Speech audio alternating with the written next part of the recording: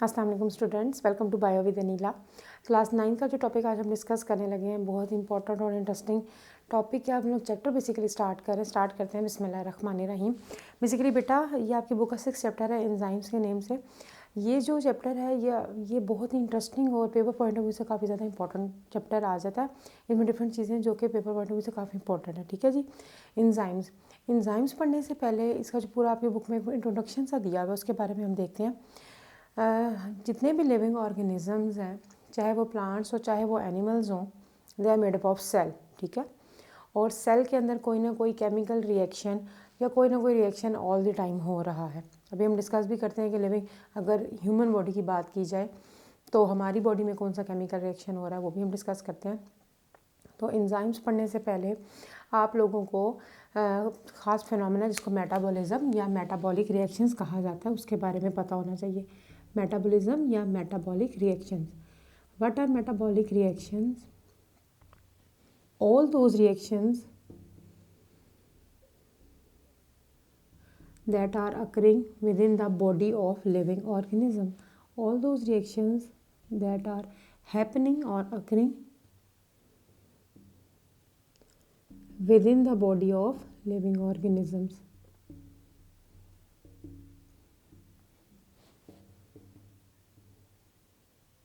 ये simple most definition है metabolic reaction की और इस फिनोमेना को मेटाबॉलिज्म कहा जाता है। ये पढ़ाने का ये मकसद इसलिए क्योंकि ये पेपर पॉइंट ऑफ व्यू से बहुत इंपॉर्टेंट है। अक्सर मेटाबॉलिक रिएक्शन या मेटाबॉलिज्म की जो है वो डेफिनेशन जो है वो पेपर में आ जाती है। ठीक है। What our metabolic reaction? वो तमाम रिएक्शन जो कि लिविंग ऑर्गेनिज्म की बॉडीज़ के अंदर हो रहे होते हैं उनको मेटाबॉलिक रिएक्शन कहा जाता है। All those reactions that are occurring within the body of living organisms. अब चाहे वो प्लांट्स हों चाहे वो एनिमल्स हों, उनकी बॉडी में जितने भी रिएक्शन हो रहे होते हैं उनको मेटाबॉलिक रिएक्शन कहा जाता है। आप लोग छोटी क्लासेस से ही 5th 6th से ही फोटोसिंथेसिस और रिस्पायरेशन का जो प्रोसेस है या मैकेनिज्म पढ़ के आए हुए हो। वो भी केमिकल रिएक्शन बहुत कॉमन है जो कि आप लोगों ने सुना भी हुआ है और पढ़ा भी हुआ है। ठीक है जी। तो मेटाबॉलिक रिएक्शन की हमारे पास 2 टाइप्स आ जाती हैं। एक है हमारे पास कैटाबॉलिक रिएक्शंस और एक है हमारे पास anabolic reaction. There are 2 types of basically metabolic reaction. वो कौन से हैं हमारे पास? एक जो है बेसिकली बेटा वो है हमारे पास जिसको कैटाबॉलिज्म कहा जाता है फिनोमेना को, और रिएक्शन का नाम है कैटाबॉलिक रिएक्शन।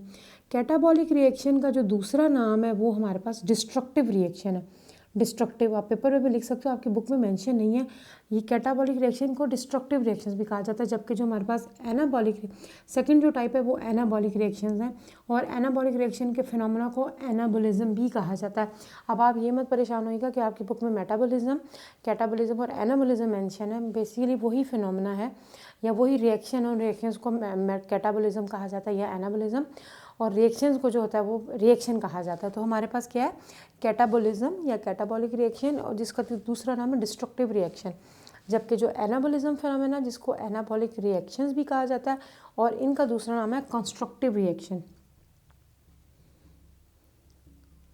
अच्छा जी बेटा, डिस्ट्रक्टिव का मतलब होता है टूटना। कैटा से याद रखना है आप लोगों ने, कैटा का मतलब होता है टूट जाना। ठीक है। डिस्ट्रक्टिव जिसमें लार्ज मॉलिक्यूल की ब्रेकडाउन हो रही है उसको कहा जाता है डिस्ट्रक्टिव रिएक्शन।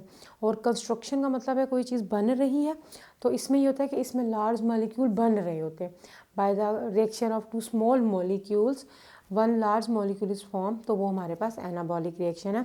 अभी मैं आपको एग्जांपल देके समझाती हूँ। तो ये हमारे पास मेटाबॉलिक रिएक्शंस हो गए, ये कैटाबॉलिक और एनाबॉलिक रिएक्शन। बेसिकली बेटा जो कैटाबॉलिक है रिएक्शन, जो टूटने का अमल है, उसमें आपने एग्जांपल देनी है। For example respiration. अगर पेपर में आ जाता है कि differentiate between catabolic and anabolic reaction, तो आप लोगों को पता होना चाहिए कि आप पहले इसकी डेफिनेशन बताओ कि एक डिस्ट्रक्टिव है और एक कंस्ट्रक्टिव है, और फिर एग्जाम्पल भी आपने मेंशन करनी है। कैटाबॉलिक में जो एग्जाम्पल आ जाती है वो किसकी आ जाती है हमारे पास? रिस्पायरेशन की, क्योंकि इसमें कोई चीज़ जो है वो टूट रही है। टूट क्या रही है बताती हूँ। और एनाबॉलिक जो रिएक्शन है इसमें एग्जांपल आ जाती है फोटोसिंथेसिस की। फोटोसिंथेसिस दोनों ही एक दूसरे के ऑपोजिट रिएक्शन है। तो हमारे पास क्या हो रहा है, जो जो कैटाबॉलिक रिएक्शन है वो हमारे पास उसमें रिस्पायरेशन एक एग्जाम्पल है, और एनाबॉलिक रिएक्शन में फोटोसिंथेसिस की एग्जाम्पल आ जाती है। देखिए अगर हम लोग यहाँ पर रिस्पायरेशन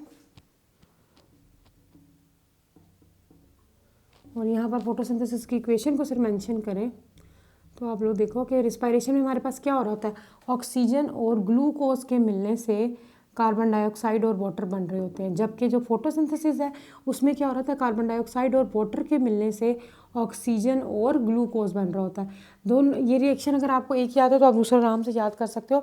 अब देखिए रिस्पायरेशन में क्या हो रहा है, ऑक्सीजन और ग्लूकोज के मिलने से कार्बन डाइऑक्साइड, वाटर और एनर्जी बन रही होती है। असल में तो हम लोगों ने एनर्जी बनानी होती है in the form of ATP, ठीक है ना।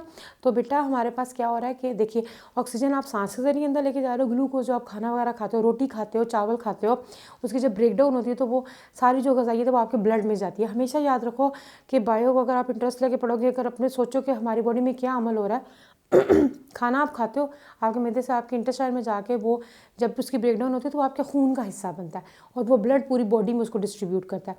अब आपने रोटी खाई, रोटी डायरेक्ट तो नहीं आपके हर सेल तक जा रही, जब उसके अंदर की जो ग्लूकोज है वो ब्लड में जाता है, ब्लड उसको हर सेल तक पहुंचाता है, वहाँ ये ग्लूकोज ऑक्सीजन के साथ रिएक्ट करता है और कार्बन डाइऑक्साइड, वाटर और एनर्जी बनती है। ये वो एनर्जी है बेटा जो कि आपको कामों के लिए भी हिम्मत दे रही है, आपकी बॉडी की ग्रोथ भी कर रही है, डेवलपमेंट भी कर रही है, हर चीज़ में आपको हेल्प आउट कर रही है, ठीक है। जबकि फोटोसिंथेसिस जिसमें क्या हो रहा है कि ज़्यादातर पत्तों वगैरह में हो रहा होता है, ग्रीन पार्ट्स में हो रहा होता है, जिसमें कि कार्बन डाइऑक्साइड और वाटर के मिलने से ऑक्सीजन और ग्लूकोज बनता है। Oxygen as a by product होता है, वो उनको नहीं चाहिए होता, वो उसको रिलीज़ कर देते हैं जिसको कि हम इनहेल कर लेते हैं, और ग्लूकोज होता है फिर प्लांट्स अपने बॉडी में स्टोर कर लेते हैं या जहाँ जहाँ उसको यूज़ करना था वहाँ यूज़ करते हैं। तो बेसिकली बताने का सिर्फ ये मकसद था कि ये थोड़ा बहुत आप लोगों को कैटा और एनाबॉलिज्म का पता होना चाहिए। टॉपिक जो है हमारे पास असल जो वो इंजाइम्स है, जो आपका फर्स्ट इसमें जो जितना भी इंट्रोडक्शन है उसमें metabolic reaction, catabolic reaction, anabolic reaction, उसके बाद इंजाइम्स की डेफिनेशन, ये सारे जो हैं आ जाते हैं। ये आप लोगों ने इंजाइम, सबस्ट्रेट और प्रोडक्ट, ये सारी डेफिनेशन है छोटी छोटी सी। अब हम पढ़ेंगे इंजाइम्स क्या होते हैं। ये पूरे रिएक्शन जो स्टोरी सुनाई है क्यों सुनाई है। इंजाइम्स बेसिकली बेटा ऐसे मॉलिक्यूल्स होते हैं, ज़्यादातर प्रोटीन होते हैं बेसिकली, जो कि हमारे पास क्या करते हैं, किसी भी रिएक्शन को स्पीड अप करते हैं, तेज़ करते हैं। अगर एक रिस्पायरेशन का प्रोसेस जो है उसने घंटे में होना है, तो अगर उसमें इंजाइम ऐड हो जाएगा तो वो प्रोसेस जो है वो 15 मिनट में हो जाएगा, ठीक है। तो इंजाइम्स बेसिकली हमारे पास क्या हैं, they are biocatalyst. Bio का मतलब होता है लिविंग या लाइफ लिविंग सॉरी। कैटालिस्ट कहते हैं कोई भी वो चीज़ जो कि किसी चीज़ को तेज़ करती है उसको कैटालिस्ट कहा जाता है, ठीक है। बायो कैटालिस्ट क्यों कहा जाता है, क्योंकि ये लिविंग ऑर्गेनिजम्स की बॉडी में पाए जाते हैं, that's why they are known as biocatalyst. Enzymes are biocatalyst, ये डेफिनेशन है इसकी। They are biocatalyst and they are protein in nature. Biocatalyst हैं प्लस प्रोटीन इन नेचर है, प्रोटीन से मिलकर बने हुए हैं। हम लोग आगे पढ़ेंगे भी कि बेसिकली बेटा जी जो प्रोटीन है वो अमाइनो एसिड से मिलकर बना होता है। छोटे छोटे अमाइनो एसिड्स होते हैं जो जब कंबाइन करते हैं तो प्रोटीन बन जाता है, ठीक है। तो जो इंजाइम्स हैं वो बायो कैटालिस्ट हैं प्लस प्रोटीन इन नेचर है, और जो किसी भी केमिकल रिएक्शन को स्पीड अप करते हैं मगर उसमें खुद कंज्यूम नहीं होते। किसी भी chemical reaction they are biocatalyst, they speed up the reaction but do not consume in that reaction, उस रिएक्शन में यूज़ नहीं होते।